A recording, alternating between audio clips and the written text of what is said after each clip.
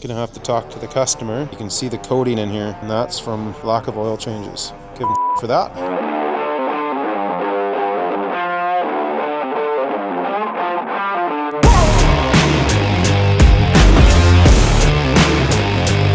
Good morning. Just heading into the shop. Have a meeting with one of the guys from Color Compass in charge of like the booth install and basically operations of stuff like that. Just meeting to kind of finalize the booth install that we did. So just heading in to do that. Got an update from Ford on the Bronco for the darting over to the right in traffic. Guess they spent some time swapping tires around, thinking it could be a tire, which I don't know. Anyway, so now they have ordered in a brake caliper and new brake pads. Those should be installed by Friday and have it back for the weekend and see if that fixes it. It definitely seemed like a caliper.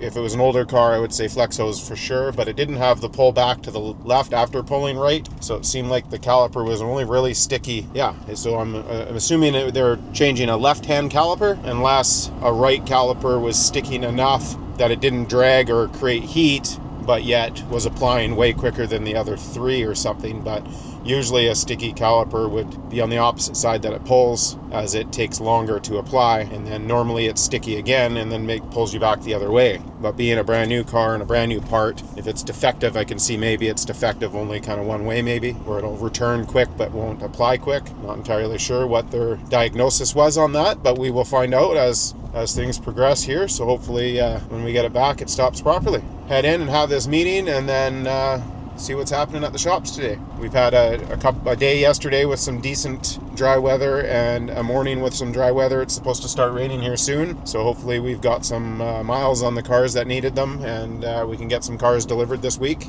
make room for other cars. See you when we get to the shop. Just down at the Hot Rod shop, and Carrick's got the brakes done. He's just working on some other concerns. He had a small oil leak he was looking for. It just turns out to be the distributor O-ring. What else was he working on under here? Oh, he welded on the rear tie downs we talked about before. So the rear ones are done. He still needs to do the front ones, I believe. Yes. So he's doing the front ones probably next. And up here.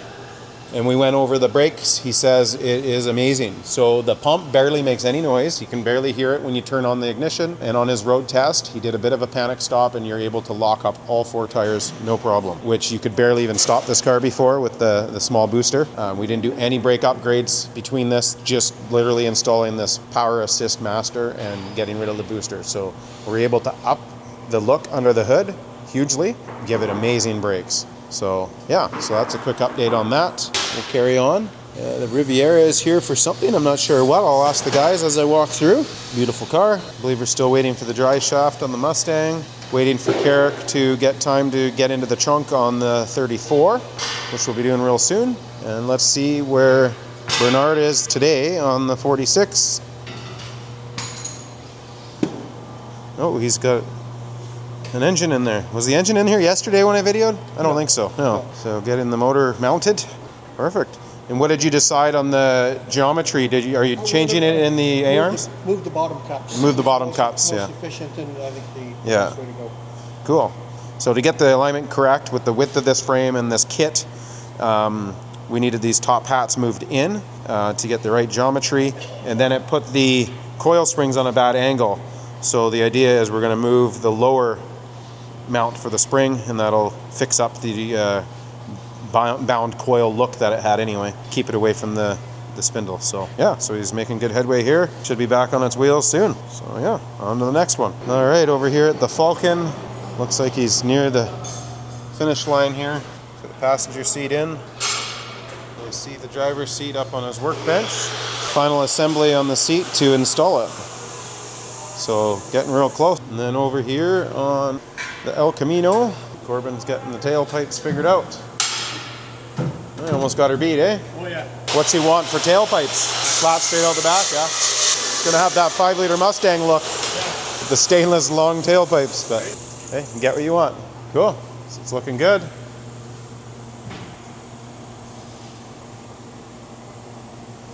Coming together.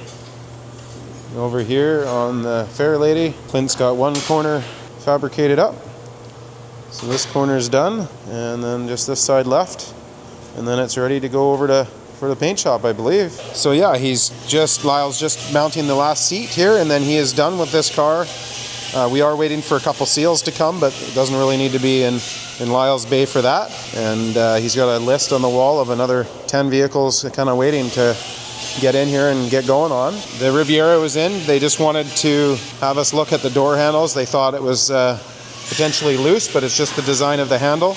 We have put new handles on it, so they just wanted to make sure everything was good there. And I guess a screw came loose in the door jamb or something and caused a chip, so we fixed that. So other than that, car's looking good. Looks like they're taking nice care of it, and even got little holders for their seat belts, which is smart. Yeah, it's looking really good. These guys have been driving it any chance they get with our weather, which is awesome to see. Putting some miles on it. Over in the paint shop, Ferd's got round of parts going in the booth here for this orange truck that we were just doing some finishing on for the guy. Looks like he might be getting ready to do the inside of the hood here and the tailgate. Okay, just in the auto shop, and rotors are all tie wired. The back end is ready to be put back together, but I had forgotten this truck actually needed a posi. It's been an open diff, and with the power that it's got, it just, if you get on it just a little bit off the light, it just smokes the one tire. So now's the time to get the wore out old diff out of there and put in a posi. So she's waiting on that carrier to show up. I think it's actually here now in this area, but I believe it's been picked up. Then we can get the carrier in and the axles in and do the rear. But she's got the front coming together. So we've got the new spindles in now. She had to replace the ball joints. They needed to be upgraded to the newer ball joints. So that's all done now. On the left side, I'll check out the right side.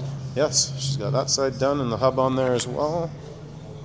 So it's coming together. So that's good on the C10. Fontaine truck, we've got the oil leak fixed, and we're going to add some airbags to the rear for him, as well as some brake work while it's here. So that's going to be here for another day or so, I believe. And then here's the cam job. You don't get much more taken apart than that. Getting ready to do the assembly end of things here now. Clean up and assembly. So yeah. Gonna have to talk to the customer about lack of oil changes. It could have been from before his time, but you can see the coating in here, and that's from lack of oil changes. But he hasn't owned it since new, but I think he's owned it quite a while, so give him for that. The Canadian HotRod Magazine came in, and we've been waiting for years for this. We shot pictures a long time ago with the Killshot Camaro. That's the gray 69 Camaro that we built here at Stones a long time ago. I just got, I think, like a 5-year memory or 6-year memory on it going into the paint shop. So it's finally in the HotRod Magazine, which is cool. Back in the day, it was supposed to be a cover. It's gone on so long now that it didn't get cover, but haven't seen it yet, so I thought I'd open it up and we would check it out together. Exciting to see it in there. Oh, I opened it right to the page, so let's back it up. All right, there we go. Nice full centerfold of it here. I'm not going to read it as to you guys, as I'm not very great at reading. So yeah, first time I've seen this picture. Real cool picture. Another kind of centerfold. So yeah, they got it out into the country here side here somewhere. Oh, actually, I do know where this was. It's been so long. We took this down just not far from here and shot these pictures at a farm that my daughter now lives next to, which is crazy. It's been so long. So super cool car. I've been hearing that the owner has been out enjoying it lots now, which is great. So this was the first car that I did a lot of custom work to in my career at Stones. The spoiler on the rear.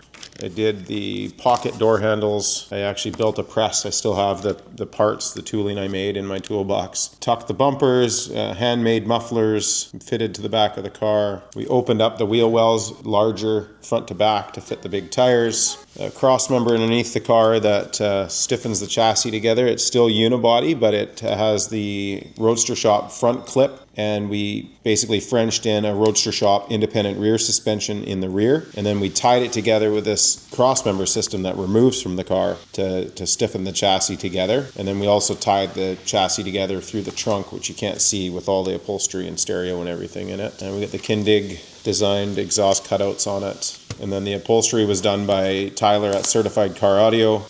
We had designed it all here based off of fitting the modern styling of Camaro gauges up on the dash, but we used Dakota Digital's 69 Camaro retrofit gauges. And then instead of putting them in the console, we always had the idea of getting them up on the roof, and Tyler did a good job of flipping the gauges and the console gauges up on the roof of the car.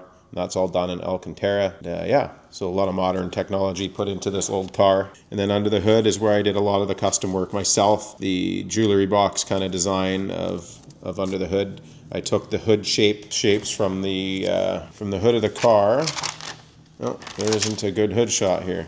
Yeah, so the shapes of the hood, it's got the Stinger hood on it. So I took the shapes of that Stinger hood and brought that under the hood. This curve here is the same shape as that. Hard to see, but in the back corner beside the exhaust, I wanted venting in there for heat to come and go. And I used the shape of the gills that the 69 Camaro has on the quarter panels in the back. I think I just posted a video of this recently actually, but of me doing it, or I've seen a memory of it. That might be the memory I was just talking about. But so I took the pattern from that and used that to stamp with the Polmax with the louver tool. So there's 3 sets on this side and then 2 on that side, or vice versa because of room. Yeah, it's 2 sets on this side because we needed room for the brakes, and 3 sets of gills on that side letting the air escape. That's that. It's in the Canadian Hot Rod Magazine, April-May 25 editions, so you guys should be able to buy that here in Canada now. The magazine themselves posted something on Facebook about they weren't sure what was happening in the US with the tariffs and everything that was going on, so unfortunately, this is like one of the first ones in a long time that they haven't had on shelves in the US. Yeah, so unfortunately, it's only in certain places, I'm not sure, but all of Canada for sure, and if you are in the US and you want to see it, I'm sure you can just go on their website and get it. But definitely a cool issue. I'm looking forward to going through it and reading through it. So that's the first page. Bad glare trying to do this in here, but we did a custom front chin spoiler as well. While building this car, one of the biggest things I did, and I was very green in the car building end of things at this time. I came to Stones as a mechanic. When I kind of got put onto the lead of doing the metalwork and everything on this car, I did a lot of research based on what not to do, what has everybody done, right? Everyone does hideaway headlights, so I really pushed to not do hideaway headlights. And just like the door handles, so many people have done them in other ways.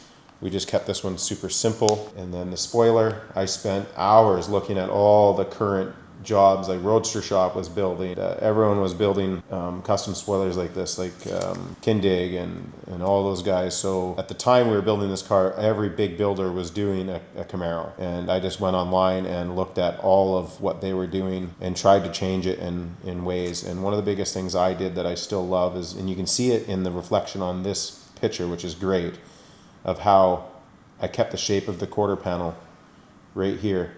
So if you delete the spoiler, you still have the shape of that quarter panel. Not everybody, I shouldn't say, I haven't looked at every car built, of course, but at the time everybody had brought the spoiler right into the quarter panel. And even this, when it went into the body shop, one morning I went in the body shop after we were done the metal work and they were doing the body work, and the guys actually had mudded that up and tried to blend it all in, and we had to grind it all out and get back to what I originally designed, because it totally changed the look of the car.